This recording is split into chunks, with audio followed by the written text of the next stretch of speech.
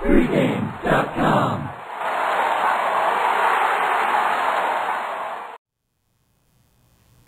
Saturday, Belmont Stakes, Paynter, Bob Baffert's New Shooter in the Triple Crown. Bodemeister couldn't get it done, so he reached out. They hit hoofs like the old wrestling tag team, and the new guy's coming in. Paynter's going to try to do what Bodemeister couldn't. Can he?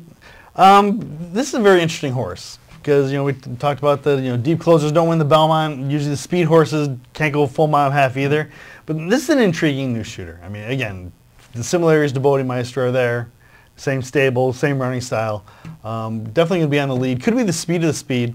I talked in the other videos that I think there's going to be a little more speed than people are expecting on the front end, and this one could be the speed of the speed. And when I was talking with I'll Have Another, again, will they make that choice? Will they run with the speed, which I think they'll be cooked if they do that, or do they hang back? Now, if I'll Have Another hangs back too far and Paynter gets an early lead, I mean, he could go wire to wire. I really do think that. I think he's very dangerous. I think he is. I agree with he's dangerous, but I don't think there's going to be as much speed as you think. The other two horses, they are speed horses, but they are, in my opinion, so far outclassed in this field that I don't think they're going to be a factor.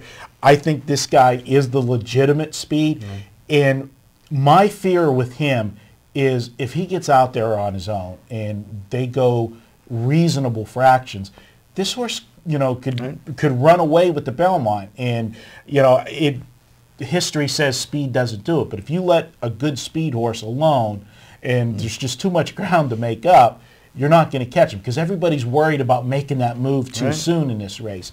I like him. This horse, he's only had 4 lifetime starts, so we don't know how good he is. All we can look at is what we're seeing. And granted, it hasn't been at this level of competition, but his buyer figures in every race, they're jumping by leaps and bounds. Right, and I'm not a big buyer guy, but he did run on Preakness Day, not in the Preakness, but he ran on the card, and his time was comparable to the Preakness. So I mean, he should be right there.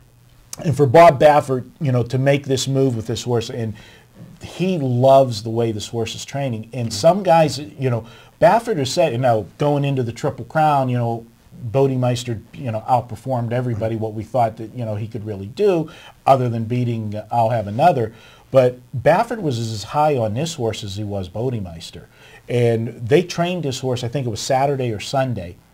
They took him out with another stablemate that is a stakes winning horse, and they spotted that horse a 2-length lead in the workout. They wanted him to have a horse to run down, and he ran that horse down with ease and blew by him in that 5-furlong workout, and it was a super sharp workout. So this horse is coming into the race looking good, and I think you've got to use this horse in your exactas and some savers with him on top, because like I said, if this horse gets left on the lead with cheap fractions, I'll Have Another may not be able to run him down. Right. I agree.